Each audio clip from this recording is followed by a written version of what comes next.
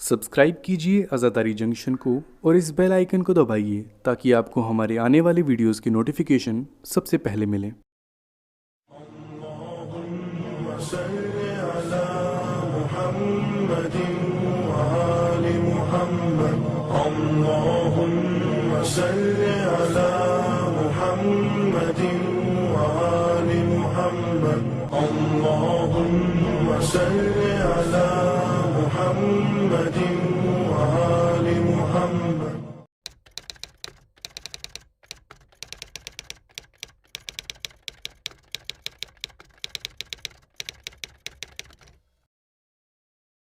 अऊज़ु बिल्लाहि मिनश्शैतानिर्रजीम बिस्मिल्लाहिर्रहमानिर्रहीम अल्हम्दुलिल्लाहि रब्बिल आलमीन व सल्लल्लाहु अला सय्यदिना मुहम्मद व आलिहि तय्यबीन अत्ताहिरीन।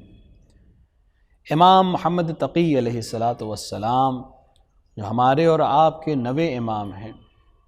आप फ़र्ज़ंद हैं इमाम रज़ा अलैहिस्सलातु वस्सलाम के। इमाम मोहम्मद तक़ी की विलादत बासआदत जो बिनाबर मशहूर 10 रजब सन 195 हिजरी को मदीने में हुई और आपने सन 203 हिजरी में इमामत के अज़ीम बार को अपने कांधे पर उठाया। इमाम मोहम्मद तक़ी अलैहिस्सलातु वस्सलाम जिनका लक़ब जवाद भी है, आप तारीख़ आइम्मा में वो पहली फ़र्द हैं जिन्होंने कमसिनी के आलम में बार इमामत को दोष पर उठाया और इसी वजह से आपकी इमामत से मुताल्लिक़ बहुत से सवालात उस ज़माने के शियों में मतरा हुए और उस ज़माने के शियों के दरमियान ये मसला बहुत अजीम था, क्योंकि इमाम रज़ा अलैहिस्सलातु वस्सलाम के आप इकलौते फ़र्ज़ंद थे बिनाबर मशहूर, और आपकी उम्र सिर्फ़ 8 साल थी जब इमाम रज़ा अलैहिस्सलातु वस्सलाम को मामून ने शहीद किया। लिहाजा शियों के दरमियान ये बहुत बड़ा मसला था कि 8 बरस का एक कमसिन बच्चा कैसे इमाम हो सकता है। लेकिन आपकी इमामत के सिलसिले में इमाम रज़ा की नस, रसूल अकरम सल्लल्लाहु अलैहि वआलैहि की नस और साथ ही इमाम रज़ा से किए गए मुख्तलिफ़ सवालात के जवाबात पे जब लोगों को ये मालूम था कि आप ही इमाम होंगे, तो लोगों से रवायात में है कि लोगों ने आकर इमाम से पूछा था कि खुदा न करदा अगर आपको कल कुछ हो जाए तो हमारा इमाम कौन होगा। तो इमाम ने इमाम मोहम्मद तक़ी की तरफ इशारा किया जो बहुत छोटे थे उस वक़्त। तो किसी ने सवाल किया या ताज्जुब हुआ, तो इमाम ने पूछा कि तुम अम्र खुदा में ताज्जुब करते हो? जनाब ईसा को खुदावंद आलम ने जब कुरान में मुतारफ़ कराया और फरमाया कि मैंने नबी बनाया है और किताब अता की, वो बहुत कम उम्री थी जनाब ईसा के लिए, क्योंकि अभी पैदा हुए थे कुरान के लिहाज से, और ये ऐलान कर रहे थे कि मैं अल्लाह का बंदा हूँ, रसूल हूँ और मेरे पास खुदावंद आलम ने मेरी ज़रिए से किताब में उस पर नाजिल की है। उस लिहाज से तो मोहम्मद तक़ी की उम्र काफ़ी ज़्यादा है। और लोगों के दरमियान जब इस तरह के मसाइल मतरा हुए और धीरे धीरे इमाम की इल्म की वजह से और इल्मी शोहरत की वजह से लोगों के जहन से ये चीज़ें महव हो गई कि खुदावंद आलम अगर अपने अम्र को किसी कमसिन बच्चे को देना चाहे तो उसके लिए कोई बड़ा मसला नहीं है। और इमाम मोहम्मद तक़ी अलैहिस्सलातु वस्सलाम की इमामत को कमसिनी में एक्सेप्ट करने के बाद तशय्यो का जहन आमादा हो गया कि बाद में जब 10वें इमाम को 9 साल की उम्र में इमामत मिली और जब 12वें इमाम को अज्जलल्लाहु ताला फ़रजहु शरीफ को 5 साल की उम्र में इमामत मिली, तो तशय्यो उसके लिए पहले से तैयार थी, क्योंकि इमाम मोहम्मद तक़ी अलैहिस्सलातु वस्सलाम की इमामत को वो 8 साल की उम्र में एक्सेप्ट कर चुकी थी। क्योंकि अक़ीदे तशय्यो यही है कि इमाम खुदा की तरफ से मंसूब होता है और जिसे खुदा मंसूब करता है उसके लिए इल्म, उसके लिए उम्र कोई चीज़ नहीं है। इमाम जवाद की ज़िंदगी में बहुत से मराहिल हैं जिसके ऊपर बात की जा सकती है, लेकिन जो सबसे अहम मसला था, एक आपकी कमसिनी में इमामत, दूसरा आपका आलिम होना और आपका कमसिन में अपने इल्म का लोहा मनवाना ऐसे ऐसे उलमा से जो उस ज़माने के सबसे जय्यद उलमा समझे जाते थे, और उनका दरबार मामून में आना और इमाम से मुनाजरा करना या इमाम से सवाल पूछना और इमाम को उनको जवाब देना, ये एक तवील तारीख़ है इसकी, जिससे इमाम की इल्मी शख्सियत लोगों के ऊपर ज़ाहिर हुई। हत्ता मुखालिफीन ने भी लिखा कि मामून अब्बासी बिल्कुल मबहूत था इमाम के इल्म के आगे। अलबत्ता ये बात यहाँ पे अर्ज़ कर दी जाए कि मामून या बनी अब्बास के जो भी खुलफा थे, एक आध को छोड़कर, अक्सर अहले बैत के दुश्मन थे। لیکن مصلحت کو دیکھتے ہوئے، کبھی اپنی حکومت کو بچانے کے لیے، کبھی اپنی حکومت کو مستحکم کرنے کے لیے، وہ کبھی نہ کبھی اس طرح کے عمل بھی کرتے تھے۔ مامون عباسی نے جیسے شروع میں امام علی رضا کو اپنا ولی عہد بنایا اور بعد میں امام کو شہید کیا، اسی مامون نے بعد میں امام رضا کی شہادت کے بعد امام محمد تقی کو اپنا داماد بنایا، اپنی بیٹی ام الفضل سے عقد کیا، اور یہی ام الفضل بعد میں امام کو زہر دینے کا سبب بنی، اور اسی نے زہر دیا امام کو اور امام کو شہید کیا اپنے چچا اور دیگر لوگوں کی سازش کے ساتھ نتیجے میں۔ لہٰذا امام کے ساتھ جو بنی امیہ یا بنی عباس کا برتاؤ ہوتا ہے وہ اپنی سیاست کے لحاظ سے ہوتا ہے، اس سے ہمیں بہت زیادہ متاثر ہونے کی ضرورت نہیں ہے۔ تو امام کا علمی شہرہ پوری دنیا میں، خصوصاً دنیا اسلام میں بہت زیادہ تھا، اور خود مامون کے دربار میں جو علمی مناظرے ہوئے اس سے آپ کی علمی شخصیت لوگوں کے سامنے ظاہر ہوئی، اور آپ نے جس طرح سے سوالوں کے جواب دیے اور اس طرح کے سوالوں کو خود پیش کیا کہ ہر ایک آپ کے علم کا لوہا مانتا تھا۔ اسی کے ساتھ ساتھ امام علیہ السلام اپنی جود اور سخاوت میں بھی مشہور تھے، البتہ تمام ائمہ اسی طرح تھے، لیکن امام علیہ السلام کے لیے خصوصاً اسی لیے آپ کا ایک لقب جواد بھی ہے، اور آپ جود اور سخاوت میں بہت زیادہ مشہور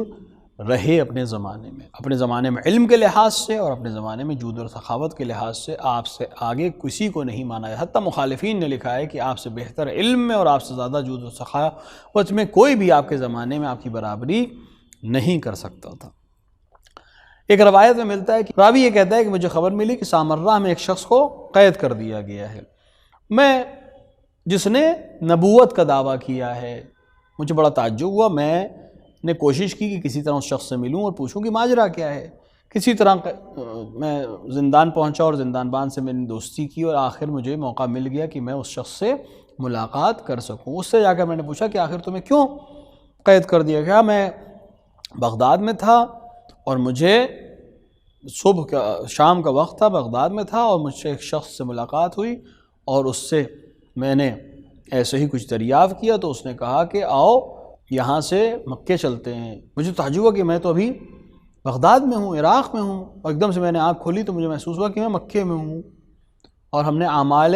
طواف وغیرہ انجام دیے، اور اس کے بعد میں نے دوبارہ جب نظر گھمائی تو دیکھا کہ میں مدینے میں ہوں، اور پھر میں نے نظر کی تو میں کوفے میں تھا۔ اس شخص نے مجھ سے کہا کہ یہ مسجد کوفہ ہے، یہاں 2 رکعت نماز پڑھو، اور اس کے بعد میں دوبارہ جب میری آنکھ کھلی تو میں واپس اپنی جگہ پر تھا، اور یہ 2 سال تک ہر سال یہ بات تکرار ہوئی، یعنی ایک سال حج کے موقع پہ ہوا، پھر اگلے سال بھی حج کے موقع پر یہ واقعہ پیش آیا، اور میں نے کسی شخص کو یہ بات بتا دی اور اس نے یہ بات شہردار تک یعنی گورنر سے بتا دی، اور اس نے مجھے جب میں نے اس سے کہا کہ یہ کام امام محمد تقی نے کیا ہے، کیونکہ جب میں نے دوسری بار اور تیسری بار یہ مسئلہ تکرار ہوا تو میں نے پوچھا کہ آپ بتائیے آپ کون ہیں؟ تو انہوں نے فرمایا کہ میں محمد ابن رضا ہوں، محمد ابن علی رضا ہوں، یعنی امام محمد تقی ہوں۔ امام کے لیے کوئی مسئلہ نہیں تھا، امام نے اپنے چاہنے والے کو اس طرح سے ایک ہی رات میں تمام جگہوں کی زیارت کرائی، لیکن جب یہ خبر لوگوں کو ہوئی تو فضائل سے انکار کرنے والے اور دشمنوں نے اس شخص کے اوپر الزام لگا کر کہ یہ نبوت کا دعویٰ کر رہا ہے، اس کو زندان میں ڈال دیا۔ اس شخص نے جا کر، یہ راوی کہتا ہے کہ میں نے جا کر لوگوں سے سمجھایا اور شہر کے گورنر کو بھی سمجھایا کہ اس شخص کو چھوڑ دو، یہ شخص امام کا چاہنے والا ہے اور اس طرح کی باتیں کر رہا ہے، اس طرح واقعہ اپنا بیان کر چکا ہے۔ تو اس گورنر نے کہا کہ اگر یہ شخص سچا ہے تو جس نے اس کو ایک ہی رات میں کوفے کی اور بیت المقدس کی اور مکے اور مدینے کی زیارت کرائی، وہی اس کو زندان سے آزاد بھی کر سکتا ہے۔ یہ کہہ کر میں نے اس کی بات کو کوئی جواب نہیں دیا اور واپس آ گیا۔ اگلے دن جب میں دوبارہ زندان گیا کہ اس شخص سے ملاقات کروں تو دیکھا وہاں پر بہت شور ہے اور ہنگامہ ہے۔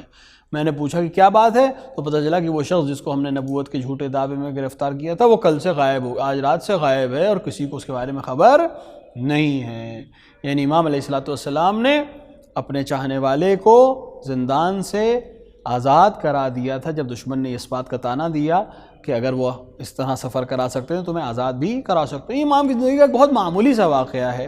لیکن اس سے یہ خبر ملتی ہے کہ ائمہ علیہ السلام اپنے چاہنے والوں کی کس طرح سے خبر گیری کرتے ہیں۔ امام جواد علیہ السلام نے بہت کم سنی میں شہادت پائی، آپ کی عمر 24 یا 25 برس تھی جب آپ کی شہادت ہوئی زہر کے ذریعے سے، لیکن اس کم سنی میں اس بار امامت کو اٹھا کر اور اس جوانی میں آپ نے جو علم اور فہم دنیا تک پہنچایا، وہ خود ایک پیغام ہے تمام چاہنے والوں کے لیے۔ اور ہم جو امام کے چاہنے والے ہیں، ہمیں امام یہ سبق دیتے ہیں کہ انسان کو اپنے علم حاصل کرنے میں صحیح اور کوشش کرنی چاہیے، کہ علم جو لوگ امام جواد کے ماننے والے ہیں، جو لوگ امام علی علیہ السلام کے ماننے والے ہیں اور ائمہ علیہ السلام کے ماننے والے ہیں، ان کو علم کے میدان میں پیچھے بالکل نہیں ہونا چاہیے، اور ساتھ ہی ساتھ امام کے چاہنے والے کو جود اور سخاوت سے کام لینا چاہیے۔ آج اس دور میں ہماری ذمہ داری ہے کہ ہم علمی میدان میں بہترین سے بہترین کارکردگی کریں تاکہ امام کے صحیح امتی بن سکیں، اور جس کو خداوند عالم نے جتنا عطا کیا ہے اور جس طرح سے عطا کیا ہے، وہ اس لحاظ سے راہ خدا میں انفاق کرے، سخاوت سے کام لے، تاکہ ایک ایسا شیعہ بن سکے جو امام کا صحیح معنوں میں چاہنے والا اور ماننے والا شیعہ ہو۔ خداوند عالم سے دعا ہے کہ وہ ہمیں توفیق عطا فرمائے کہ ہم امام جواد علیہ السلام کی زندگانی کو پڑھ سکیں، سمجھ سکیں، جان سکیں اور اس پر عمل کر سکیں۔ وصلی اللہ علی سیدنا محمد وآلہ الطیبین الطاہرین۔ اللهم صل على محمد وآل محمد اللهم صل على محمد وآل محمد اللهم صل على